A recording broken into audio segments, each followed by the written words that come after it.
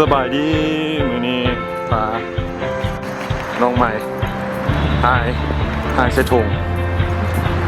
ไปรอลิ้นหน่อยหนึงบรรยากาศโบแมน8 นี่โบแมนสายที่เขาจะไปสายรัวใต้นี่มัน219รถ219รถละเท่าไหร่ประมาณ2 หยวนคนละ2 หยวน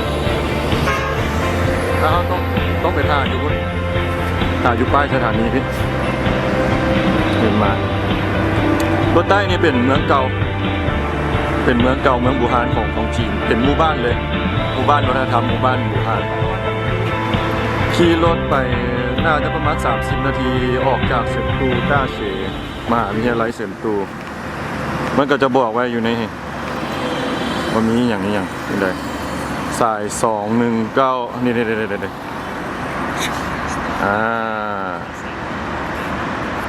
โอเค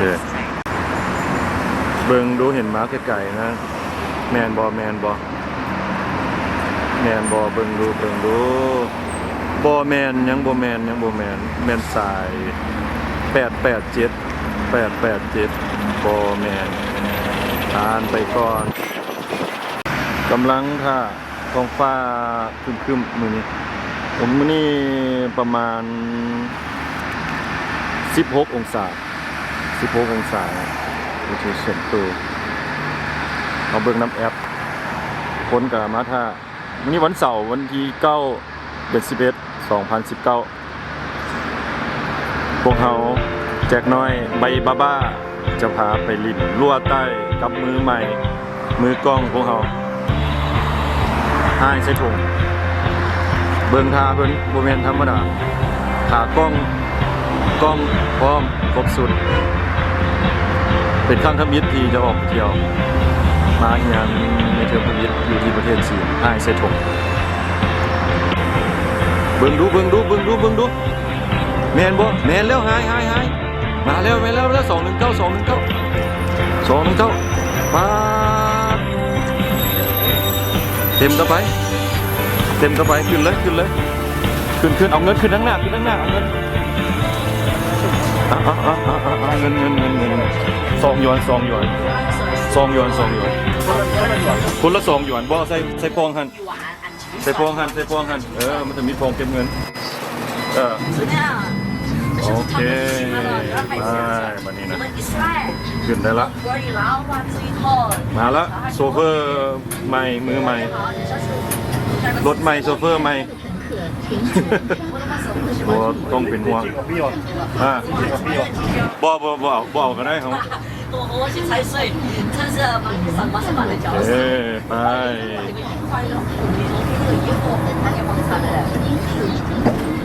มันก็จะจอดแต่ละสถานีไปเนาะจีนจะจอดไปนี่สถานีหนึ่งบางเทื่อก็จอดซื่อๆบ่มีคนลงก็ต้องจอดเพราะว่ามันบ่แน่ใจว่าต้องเป็นกฎระเบียบบ่นะบ่มีคนลงบ่มีคนขึ้นก็ต้องจอดบ่มีคนขึ้นปุ๊บก็ไปต่อเลย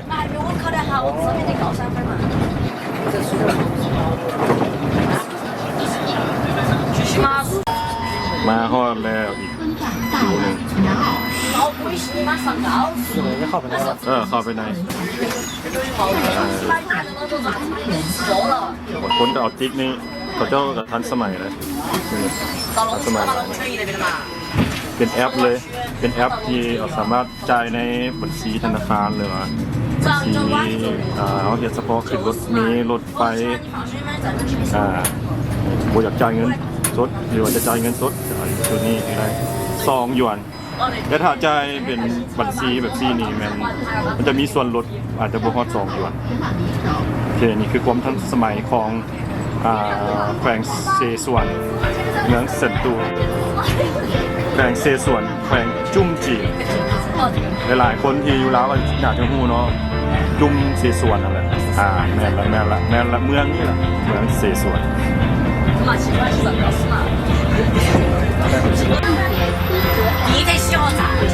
นะแต่ว่ามันทอดสถานีจีซีเดอร์แล้ว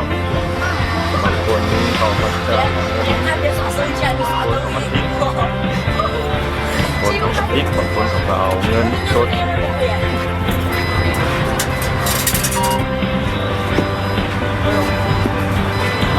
เพราะว่าเป็นสถานีสี่สถานี尊老爱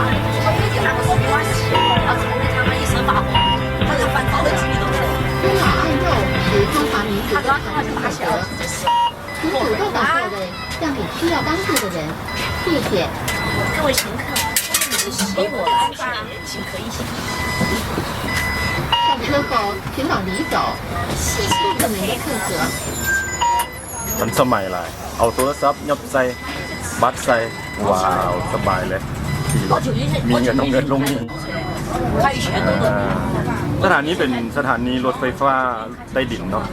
เป็นค่ายก็เลยว่าจะมีคนหลายเอากับไปตัว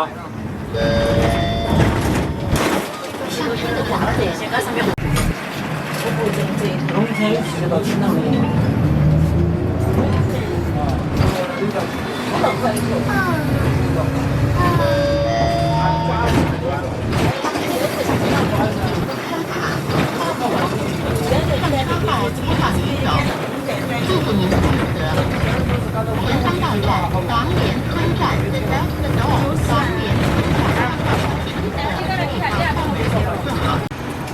มาฮอดแล้วลวดใต้เพิ่นบอกให้เฮายามไปทางคนโอเคขอบใจที่เพิ่นว่าส่งนี่ไปทางนี้ออกไปทางนี้เลยโอเคสถานีรถไฟตีรถเมล์มันจะกู้เงินข้ามแหละหมู่บ้านลวดใต้หมู่บ้านพานไปเนาะทางเลาะ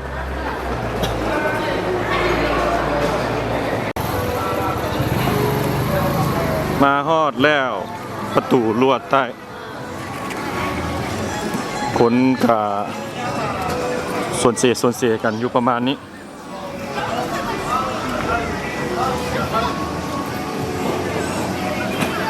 อัน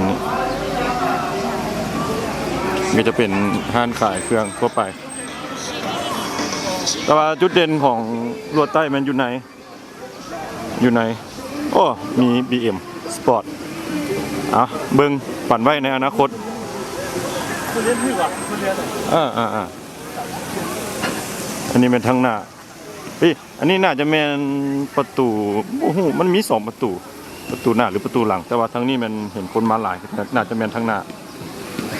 ประตูเข้าเมืองเข้าหมู่บ้าน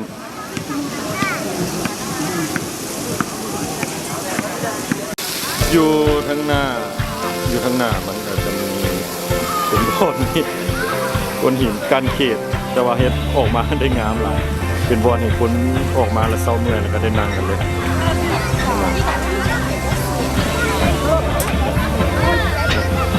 เป็นก้อนหินแล้วก็มีเลโก้มีห้านรับกินคอฟฟี่มีกล้องเขาเป็น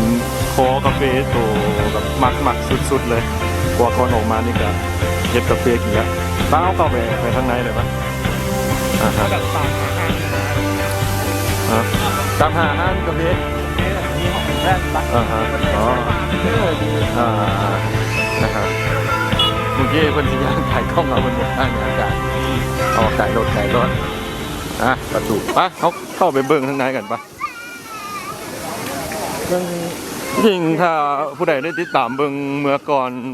ประมาณปีที่แล้ว2018เขาก็ได้มาเห็ดคลิปรัวไตละเมื่อนั้นเป็นวันซิ่งเหม่งเจ๋อย่างทุกอย่างนั่นแหละผมก็เห็ดคลิปเนี่ยจะเป็นแบบนี้เฮือนจะเป็นเฮือนแถวไปโน่นนี่เลยใช่อยู่หลวงพ่อบางหรือว่าเชียงคานประเทศไทยการอยู่งานมื้อนี้เขามากับเวลาประมาณ5 โมงครับแต่ว่ามื้อนี้หันมันหนาวเริ่มหนาวแล้วจะบ่เห็นตะเวนแล้วก็เอาแรงแน่คนก็เลยบ่หลายแต่ว่ามื้อนี้เพราะว่าพวกเขาเลือกมาตอนแรงจะอยู่ฮอดค่ำเลยแล้วเขาจะถ่ายรูปแบบยามค่ำคืน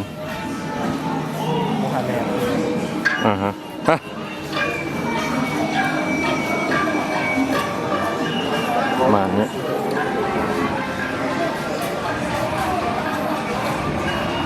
อยู่นี่นี่ให้มีสุดจีนเก่ามีห้านขายโอ้เนาะเต้าหู้ดำให้เต้าหู้ดำมันเหม็นแต่ว่าแซ่บนะเต้าหู้ขาวแบบนี้เป็นไม้ย่าง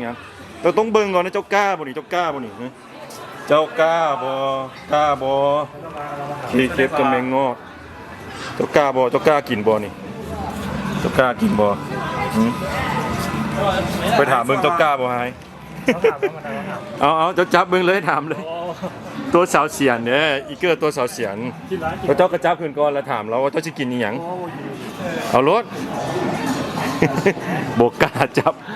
มือของเราโบกล้าจับโอเค他这个多少钱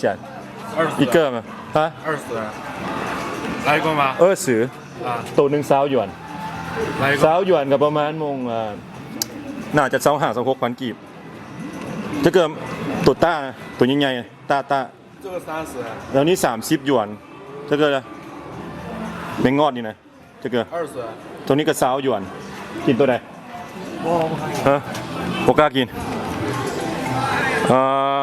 แล้วเจ้าจะกินแบบนั้นบ่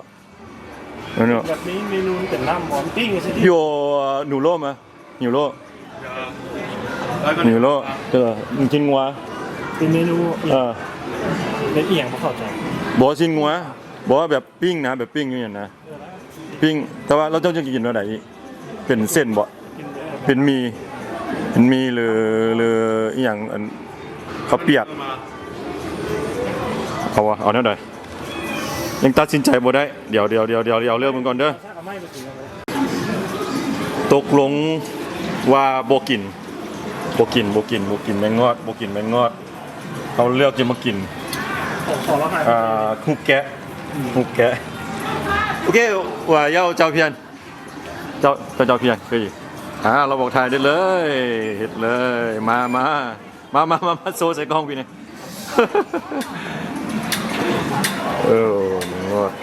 ว้าวนี่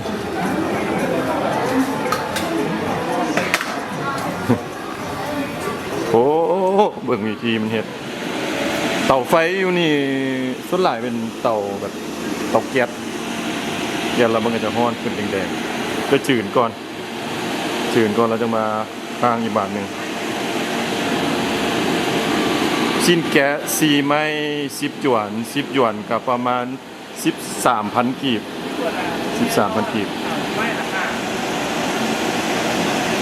แต่ละบอนจะขายต่างกันแต่ว่าไม้เฮียนไม้ละ5 หยวนนะ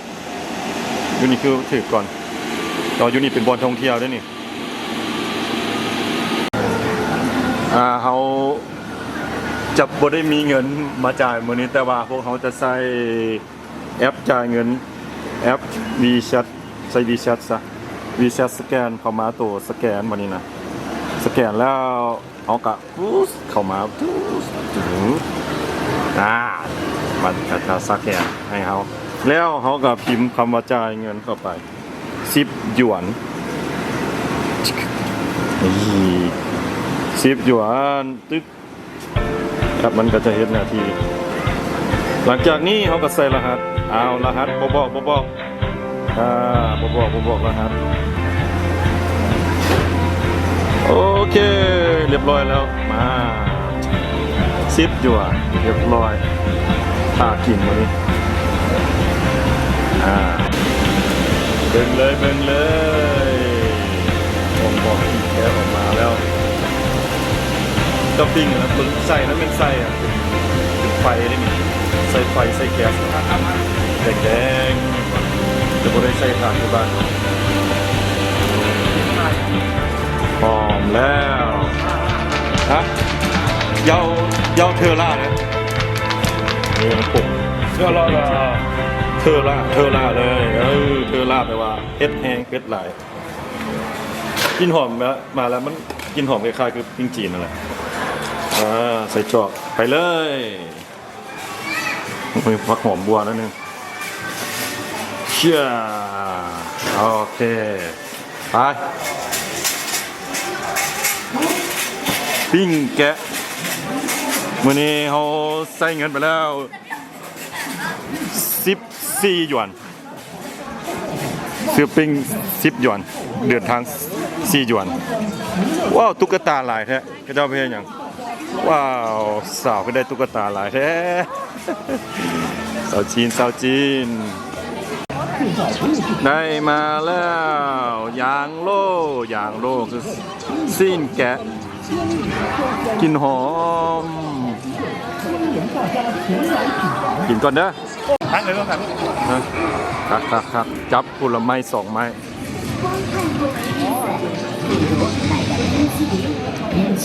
อันนี้เป็นบอลลิ่นเด็กน้อยเรายิงปืนติดมันก็จะเป็นอันนี้มาอีกห้างหนึ่งเปิดห้างหนังเป็นไก่ชิ้นงัวทรงเครื่องอบเครื่องนี่ผงจุ่มจีนบอลขายขนมอีกห้างนี่เป็นห้างไก่อบดินไก่อบเสียหายอบดินอยู่ทางในมันจะเป็นใบบัวอบใส่ลูกชิ้นละแล้วมันก็จะหอมแบบขี้ตุ่มหน่อยนึงเคยซื้อมากินแล้วตัวหนึ่ง68หยวนฟังนี่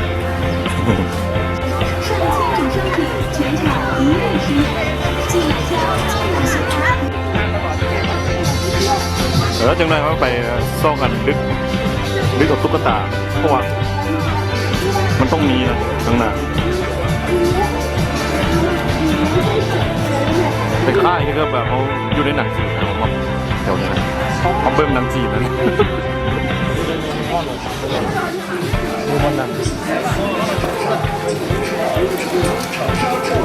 อันนี้ก็เจ้ายังมาขายพับนี่เห็นอยู่ได้ดูจีนนะบ่ายได้แล้วนี่อันนี้ก็ขายในมุมนี้อย่างนี้ครับมาขาย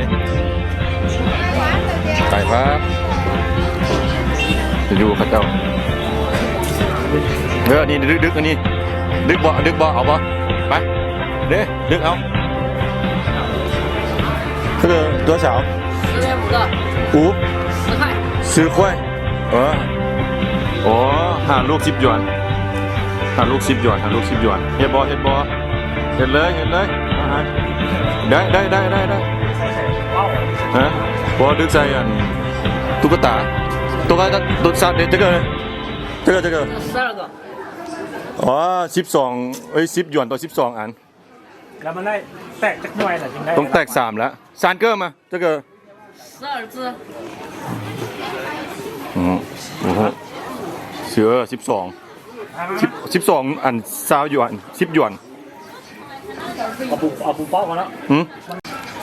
โอเคภาษาใบ้ตกลงว่าเฮาสิดึกเอาตุ๊กตา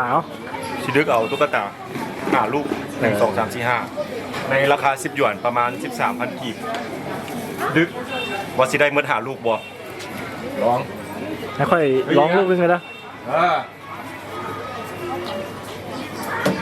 โอ้ยบ่ได้ลูกหนึ่งพลาดไปลูกที่2พลาดอีกโอ้ยลูกที่3พลาดเป็นยังไงลูกที่4พลาดบ่ยอมลูกที่5ได้แล้วตัวละ10หยวนมาค่อยดึกใช่ไหมเอาดึกโอเคเปลี่ยนมาสิไทยไปบัดนี้รอบ2มือกล้องเขาปาดบ่ได้ลูกที่1ลูกที่2บ่ได้ลูกที่3บ่ได้ค่อยลูกที่3บ่ได้อีก4บ่ได้อ้าวจังใดกันนี่วันนี้ฮะ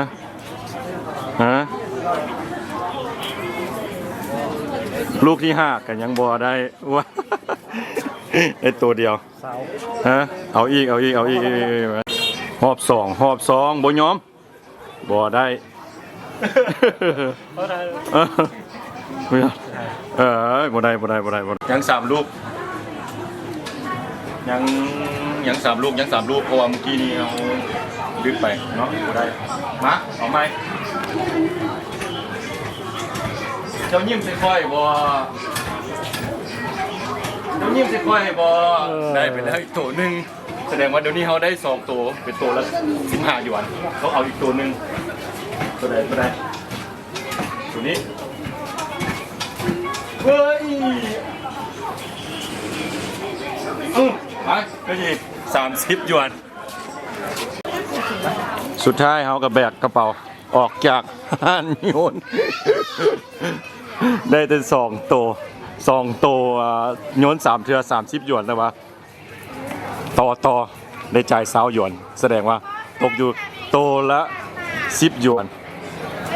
โอเคต่อได้ต่อไป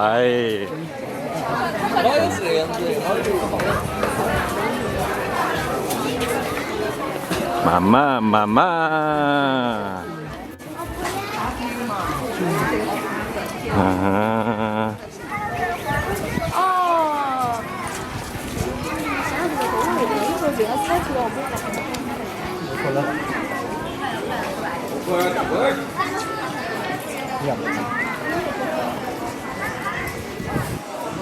ม่ถ่ายเลยแต่บุ้มเหมือนชิ้นแรกทำถ่าย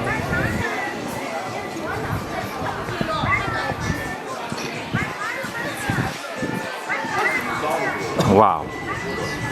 ตึกตัวนี้คักเลยมีหัวมังกรอยู่ดังเทิงนำ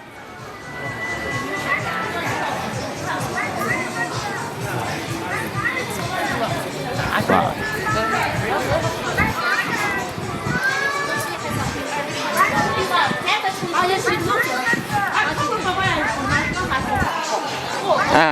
ยังผมเห็นเป็นมาขายผักมีอย่างก็ขายได้อยู่นี่น้อยหนึ่งก็ขายอันนี้เป็นขายน่าจะเป็นดอกดาวเรืองกินตัวนี้หอมเลยโมเมนดอกมันเป็นกินหอมๆนะ เอาไปปักว่ะ ดอกแบบดอกมะลินะบ้านเฮานะเหลียงหยวน2 หยวนต่อคู่หนึ่งนี่เพิ่นปักอยู่นี่เลยเฮ็ดอยู่นี่เลยโอเคดอกนี้มันจะหอมอันนี้เป็นห้าน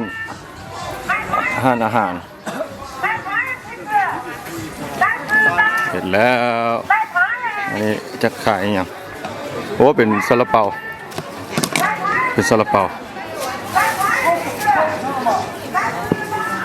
เป็นห้านอาหารอีกอันนี้เป็นบอนห้านขายเครื่องทีละนึกมีหลายอันนะมาเบิ้งเลยเอาไหมมีกุ้งพร้อม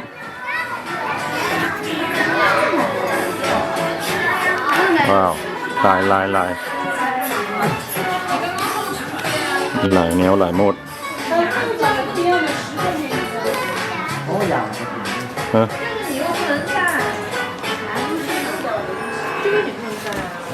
มันเป็นละแค่นี้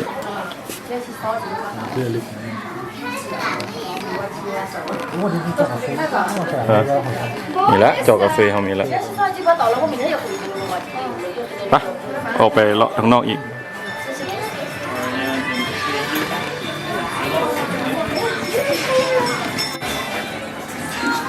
ว้าวสดสาว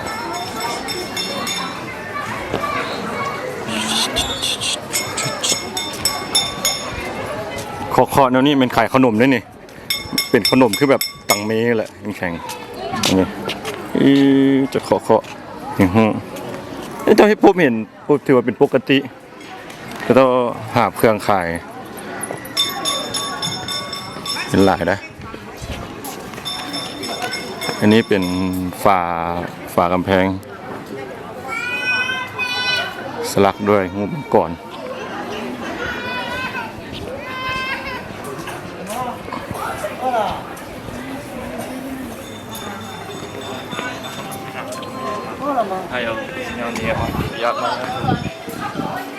หมู่บ้านรถใต้นี่มันจะเป็นหมู่บ้านแล้วก็ติดกับภูเลยย่างขึ้นไปนิดนึงกับเป็นภู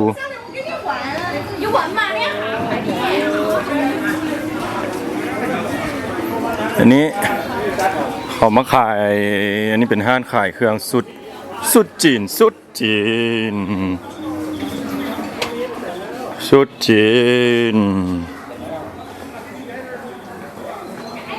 เต็มเลย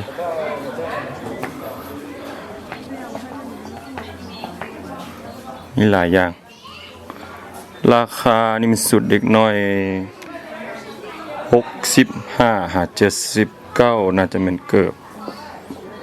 หลายอย่างอยู่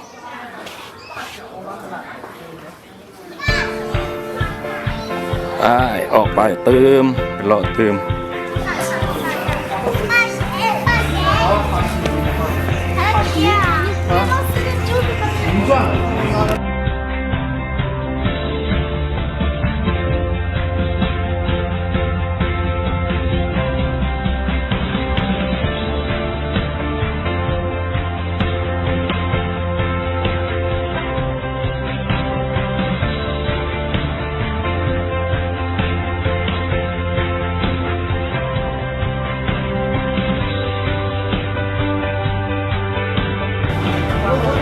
ตอนนี้เอามา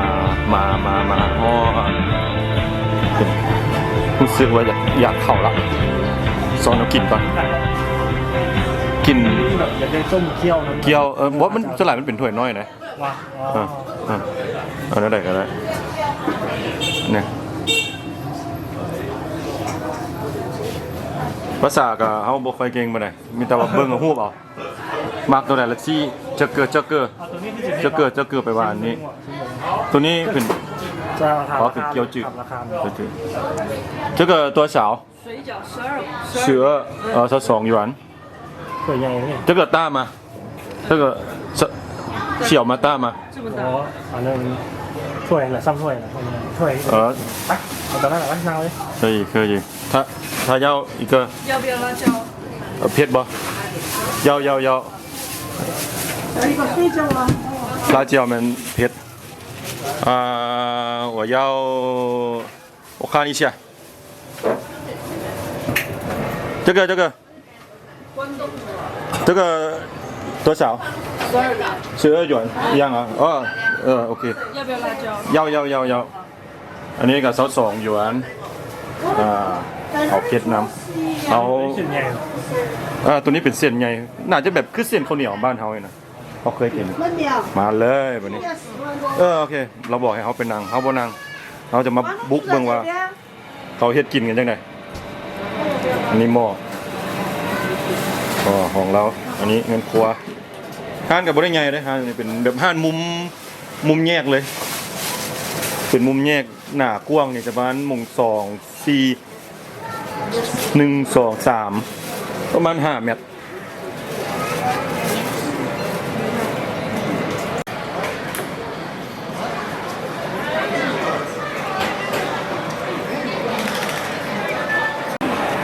เมื่อกี้ให้เบิ่งหน้าห้านกันแล้วบาทนี้เขามาเบิ่งอีกบาทหนึงวิธีก็เจ้าเฮ็ดต้มฮ้อนๆบ่แม่นหม้อทานได้หม้อแก๊สอีกได้นี่ตัวนี้ก็ได้ประมาณนี้ฮอนแท้ฮอนว่าออกมาเฮ็ดเลยบิดใส่เลยว้าวหน้าตามันสิประมาณนี้นี่มันหนักคนเฮ็ดอันนี้นะ นี่ฮาวเมื่อกี้ก็เจ้าเบิ่งหน้าเขาว่าเขาเจ้ากินยังไงโอ้ของเขาสั่งมันน่ะน่าจะออกมาประมาณนี้ถ้วยน้อยๆที่บ่แม่นถ้วยใหญ่哦，我是老蛙。哦，对，老蛙，你知道吗？知道啊，谢谢。เมื่อกี้ก็เจ้าถามเขาว่าเจ้าเป็นคนประเทศไหนเราก็ตอบว่าเจ้าไปว่าเขาเป็นคนลาวล่ะเขาถามว่าเจ้าคือดีว่าเจ้าฮู้จักบ่เราว่าฮู้จักคนลาวฮู้จักประเทศลาวโอเคเดี๋ยวถามเบิ่งว่ามันจะออกมาเป็นแนวใดเอาซื้อมาเอาซื้อถามกับเจ้าว่าแซ่บบ่กับเจ้าว่าแซ่บโกว้าวมีหมาน้อย会中文的。ฮะ会中文。对มือจงเหมือนเขาถามว่าเว้าจีนเหรอเมื่อกี้เพราะว่าเจ้าบอกเข้าใจเขาว่าเป็นไงมาแล้วรสชาติหน้าตามันประมาณนี้22หยวนก็ประมาณ26-27,000 กีบมาอีกของทานไฮใส่ถุงหน้าตาประมาณนี้เธอละเผ็ดเหล้าจีนเฮาฮอน บ่แม่นน้ำฮ้อนอันนี้เขาจะบริการน้ำฮ้อนไว้เลยเอาจะลองซิมเบิ่งเด้อวันนี้เด้อโอเควันนี้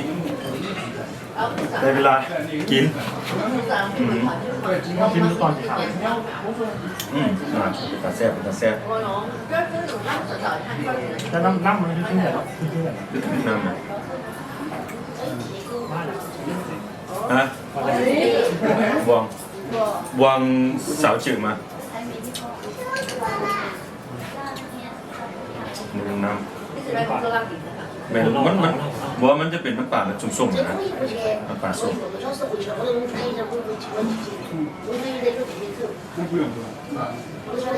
ทราบประมาณนี้อันนี้เต่าหู้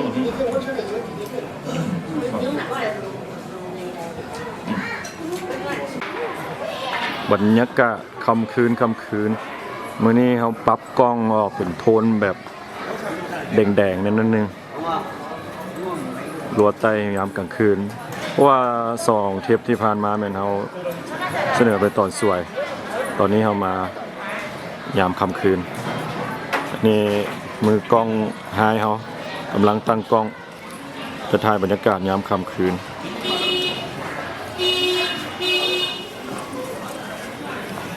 เมืองเก่าอยู่ที่เมืองเซินตูแขวงเชซวนผู้ใดประมาณแบบได้เบิ่งหนังจีนประมาณนั้นแหละเมืองนี้นะนี่ในไฮมื้อนี้เฮาผมรู้สึกอากาศดีอาหารแซ่บวิวงามสาวแจ่มอดใจบ่ได้เนาะมื้อนี้เพราะว่าได้มาเห็นสถานที่งามๆแบบนี้อันนี้กำลังจับตั้งกล้องเก็บที่ท้ายมุมนี้ตรงนี้มันเป็นมุมโค้ง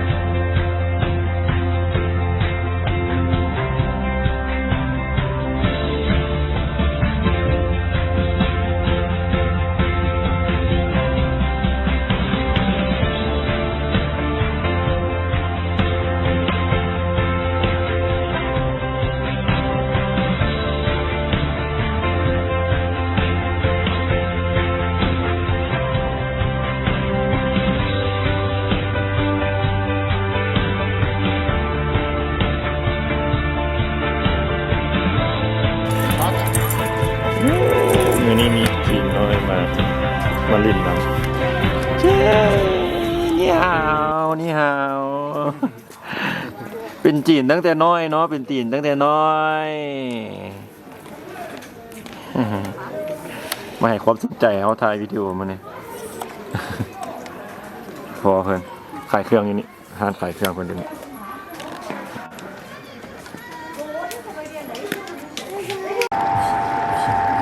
เมื่อกี้นี่ได้ยินเสียงแต๊บก็เดี๋ยวมันเสียงอีหยัง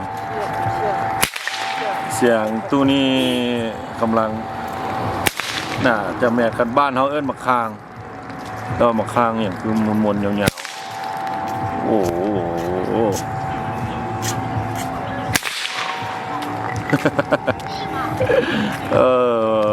แปลกไปอีกแบบเนาะ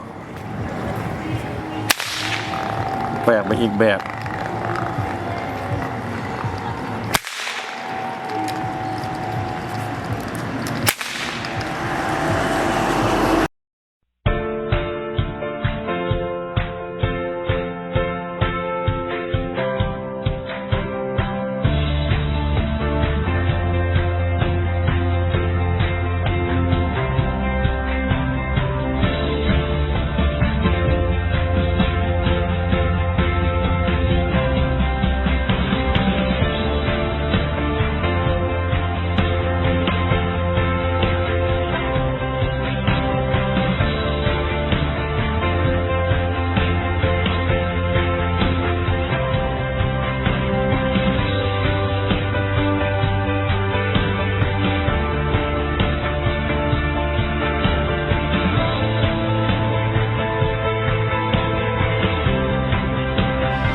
ท่านผู้ชมคลิปลินคลิปเที่ยววันนี้พวกเรามา